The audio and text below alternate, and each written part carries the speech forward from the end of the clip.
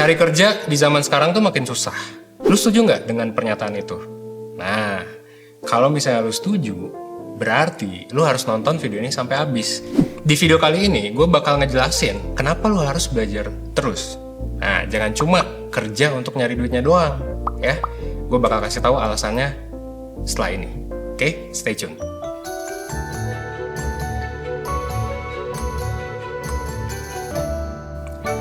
Pertama-tama, gue punya 3 pertanyaan nih ya buat lo.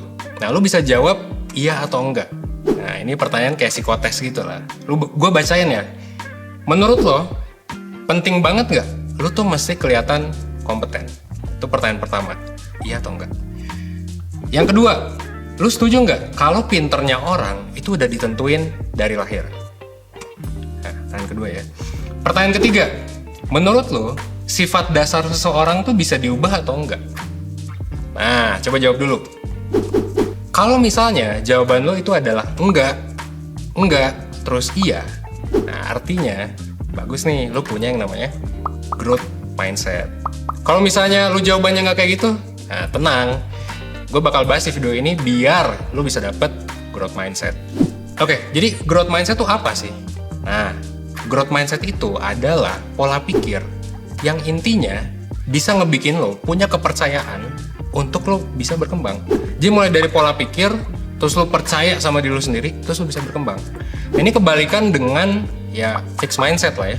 Jadi kalau fixed mindset ya percayanya ya udah gue dari lahir kayak gini, emang gue bakal kayak gini, emang gue bakal bodoh terus, emang gue bakal pokoknya segala hal yang negatif lah. Sementara orang yang growth mindset itu enggak.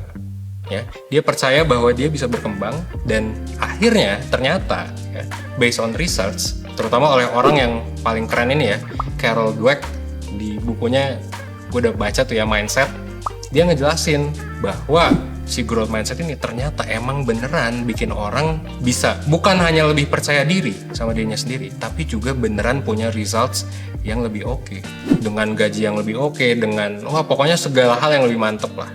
Jadi contohnya tuh ada orang growth mindset sama fixed mindset. Ya. Orang itu dapat tantangan, growth mindset ngapain? Ya udah, anggap itu sebagai kayak ya ini adalah cara gue untuk belajar, ini adalah cara gue untuk berkembang. Gitu. Jadi dihadapin, bukan kabur. Sementara yang fixed mindset bahkan sebelum dapat tantangannya udah cabut duluan karena gue mah nggak bisa. Nah, gimana? Udah familiar belum dengan growth mindset dan fixed mindset? Kita lanjut ya. Nah, ketika lu berkarir, growth mindset ini akan sangat penting banget, ini fundamental banget buat karir lo. Kenapa? Karena growth mindset ini bakal ya, bikin lo untuk terus belajar terus nerima tantangan juga. Lo anggap itu bukan sebagai musibah atau apapun, lo anggap itu sebagai ya, ini adalah cara gue untuk belajar. Menariknya, orang dengan growth mindset ini biasanya nih mereka bakal dapat project yang lebih mantap lagi, lebih oke lagi, bakal dapat tantangan posisi yang lebih oke lagi. Dan ini ternyata turns out itu lebih bagus daripada lu misalnya kerja pengen duit yang banyak dan sebagainya, tapi nggak mau usaha, nggak mau misalnya nerima tantangan. Itu ternyata lebih bagus. Nah, jadi dengan growth mindset lu justru bakal nambah ilmu sekaligus kerja, dan otomatis dengan nambah ilmu, nambah kerja, terus nanti lu nerima tantangan, otomatis lu bakal dapet duit yang lebih banyak. Asal lo bisa disiplin nerapinnya. Jadi terus-terusan ya, konstan dengan mindset tersebut, dengan pembelajaran tersebut. Nah, gue ada 5 tips nih cara biar lo bisa menerapkan growth mindset. Ya, simak sampai habis. Oke, tips pertama ya, kita mulai dari yang paling dasar dulu, yaitu ngertiin user, customer, atau klien. Nah, maksudnya ngertiin tuh gimana? Jadi ngerti tuh bukan yang kayak ngerti semua hal, enggak. Tapi lebih ke nih ya, kalau lu berkarir, especially lu berkarir di tech, lu nanti akan punya atasan. Tentunya atasan lu akan punya klien dong ya, perusahaan pasti punya klien ya. Punya klien, punya customer, atau punya user.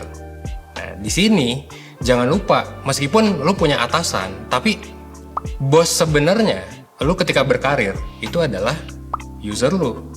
Jadi contoh konteks ya, misalnya nih di e-commerce, lu kerja sebagai engineer di ya perusahaan marketplace atau e-commerce. Berarti usernya siapa? Ya usernya ada 2 berarti ya. Ada dari sisi merchant, ada dari sisi merchant, ada juga dari sisi konsumen. Nah, misal anggap aja merchant nih ya sebagai user lu. Si merchant ini lu harus tahu dong kapan dia itu senang. Misalnya kapan dia kesusahan untuk daftar, kapan dia narik duit, kapan dia apa. Nah, nanti lu bisa memfasilitasi tuh. Ya, lu bisa belajar terus ya di kerjaan untuk memfasilitasi kira-kira solusi apa yang lebih baik untuk customer itu. Contoh lain, misal lu kerja di industri, apalagi misal lu jadi content creator deh ya, sekaligus juga dengan lu adalah content creator tech gitu. Ya lu berarti kan harus tahu ini kapan dikasih meme-nya, kapan gua kasih animasi yang oke, kapan gua kasih apa. Nah, termasuk juga kalau lu kerja misalnya di biro konsultasi, termasuk juga kalau misalnya lu kerja di agensi teknologi, ya lu harus tahu dong klien lu maunya apa. Nah, jadi basically itu ya. Untuk mengerti sama user, lu perlu menggunakan yang namanya lateral thinking. Apa itu lateral thinking? Lateral thinking adalah gimana caranya lu menjawab semua pertanyaan-pertanyaan tadi buat user ya, kayak kapan harus ini, kapan harus itu, kapan mereka seneng. Itu secara out of the box. Biar apa? Biar nanti lu bisa ngedesain experience, ngedesain aplikasi atau apapun itu dengan lebih oke. Tapi mungkin dengan sumber daya yang lebih efisien. Nah, ini adalah cara paling enak nih buat menerapkan growth mindset, karena ada pembelajarannya. Lu bisa lebih ngerti juga sama customer, dan lu juga bisa nemuin cara yang out of the box ketika dapat sebuah tantangan-tantangan atau bahkan kritik ya dari user lu nanti. Nah, sebenarnya lateral thinking itu agak susah kalau memang lu nggak punya skill set yang lain. Makanya ini nyambung sama tips yang kedua. Makanya tips kedua adalah jangan lupa untuk luangkan waktu buat pengembangan diri. Nah, pengembangan diri jadi jangan ragu nih buat ikut kelas ya, buat ikut webinar, buat ikut apapun yang bisa mengembangkan diri lu. Kalau misalnya lu adalah copywriter, ya coba deh ikut kelas UX writer. Coba deh ikut kelas desain bahkan. Supaya apa? Supaya nanti lu bisa ya untuk menerapkan skill set yang lu punya maupun yang di luar dari skill set yang lu punya itu untuk lebih dalam lagi. Nah, that's why memang kita sangat menyarankan lu untuk jadi kayak semacam expert generalis lah. Jadi lu tuh adalah orang yang bukan hanya expert di satu hal, tapi juga serba bisa di hal yang lain, bahkan expert juga di hal-hal yang lain. Dan dengan punya wawasan dan pengetahuan itu, lu bisa come up dengan berbagai macam solusi untuk nyelesain berbagai masalah. Kita ambil contoh Elon Musk lah ya. Elon Musk ini, dia kan sebenarnya awalnya dari finance, terus tiba-tiba dia roket dan lain sebagainya. Ketika dia mulai perusahaan roket SpaceX, itu kan dia dapat masalah, di mana roket tuh harganya mahal. Ya udah, akhirnya gara-gara dia wawasannya luas, dia wawasan finance dan lain sebagainya, akhirnya dia bisa come up dengan solusi yang sustainable, yang sangat mind blowing sebenarnya. Itu roketnya udah naik, turun lagi, gitu kan, biar bisa diisi ulang bahan bakarnya. Ini juga berlaku ya sebenarnya untuk di perusahaan-perusahaan lain, kayak misalnya pendiri Gojek lah contohnya. Pendiri Gojek itu kan bukan hanya bisa ngerti tech doang, tapi juga dia harus ngerti bisnis, dia harus ngerti kreatif desain, dia harus ngerti branding, dan lain sebagainya. Yang sebenarnya itu kan multidisipliner. Nah, jadi bisa kita bilang ya, rata-rata founder-founder yang sukses itu kan expert generalis. So, jangan ragu untuk pertajam hard skill dan soft skill. Kalau misalnya lu ragu soal duit, saran gue sih, ya lu bisa nabung dulu, lu bisa beli tuh kelas berbayar. Atau bahkan kalau misalnya masih ragu, wah gue pengen yang gratis, semuanya ada di YouTube ya. Semuanya bisa lu cari sekarang, zaman sekarang di YouTube itu semuanya ada. Lu bisa belajar apapun. Kita lanjut ke tips yang ketiga. Nah, tips yang ketiga ini adalah analisis data. Ini penting banget buat lu yang mau kerja di tech. Ya sebenarnya kerja dimanapun juga lu perlu yang namanya analisis data sih ya. Analisis data itu apa? Simpelnya, analisis data itu adalah gimana lu menyaring informasi ya, biar lu bisa meres informasi itu sampai ke insight yang menarik. Dan setelah disaring, biasanya di analisis data itu lu bakal menemukan pola-pola yang biasanya konsisten nih dan sering terjadi seperti ini, atau bahkan ya pola yang beda sendiri. Nah, disinilah nih yang mungkin anomali-anomali seperti ini ya yang perlu cari tahu. Kira-kira anomalinya itu karena apa? Karena biasanya anomali itu adalah penyebab dari berbagai macam masalah yang terjadi dalam bisnis, terutama di tech ya. Kayak kenapa sih orang tiba-tiba keluar log out? Oh, kok tiba-tiba orang gak jadi beli? Nah, itu yang harus lu cari tuh jawabannya. Baik lagi ya ke step-step yang tadi. Kita coba connecting the dots. Jadi, lu bisa ambil keputusan. Kira-kira lu mesti melakukan apa? Nah, growth mindset banget gak tuh? Cara keempat ini adalah lu jangan malu, harus berani untuk ngusulin ide, bahkan untuk jadi pemimpin sebuah project. Nah, gue bakal kasih satu studi kasus. Ada riset yang menarik ya dari Google. Jadi, Google itu punya research project namanya adalah Project Aristotle. Nah, si Google ini, itu dia pengen nyari tahu nih, sebenarnya apa sih yang bikin performa tim itu jadi keren, jadi jago? Apakah karena solidnya, apakah karena temennya, atau karena apa?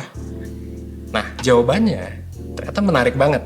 Salah satu kuncinya itu adalah ketika semua anggota timnya itu punya porsi ngomong yang setara. Jadi jangan sampai nih ada beberapa anggota tim yang ngomong terus yang satu diam terus. Kalau misal pas meeting yang ngomong tuh orangnya itu lagi, justru performa timnya malah akan memburuk. That's why hanya nih jangan minder untuk ngomong. Cara terakhir, nah ini ada tips yang terakhir nih. Tips yang terakhir adalah jangan lupa bergaul alias networking. Dengan networking, dengan bergaul dengan berbagai komunitas, ngobrol sama banyak orang, ya itu nanti bakal ngasih benefit yang oke juga buat lo nih untuk menerapkan yang namanya growth mindset. Makin gede koneksi lo, makin banyak orang yang bisa lo kasih bantuan ataupun lo minta bantuan.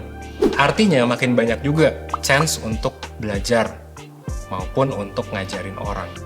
Nah, disinilah the power of growth mindset nih. Itu bakal mantep banget. Well, itu dia ya tips karir, tips growth mindset untuk lo yang memang ingin berkarir, especially di industri tech. Semoga ya lo yang memang menerapkan growth mindset ini bisa lebih mantep. Mungkin banyak orang lain lah di luar sana sekarang yang lebih oke daripada lo. Tapi ingat, pengalaman kerja 5 tahun, 10 tahun gitu-gitu juga belum tentu pinter. Orang yang lebih pinter itu justru orang yang berani untuk mulai terus dari nol. Orang yang terus belajar. Meskipun sekarang mungkin banyak orang yang pintar dari lu, percayalah dalam 5-10 tahun ke depan, bisa jadi ya ketika lu gak berhenti belajar, lu terus-terusan untuk ngembangin diri, itu nanti lu bakal bisa jauh sih. Jadi kuncinya adalah penasaran terus ya, belajar terus, jangan takut untuk mengajukan diri sebagai pemimpin, jangan takut mengeluarkan pendapat, dan yang terakhir adalah jangan lupa untuk networking. Ya, semoga ini bisa ngebantu lo semua. Well, sampai juga ya kita di ujung series ini. Semoga video kita bisa ngebantu. Dan jangan lupa juga cek video-video sebelumnya. See you!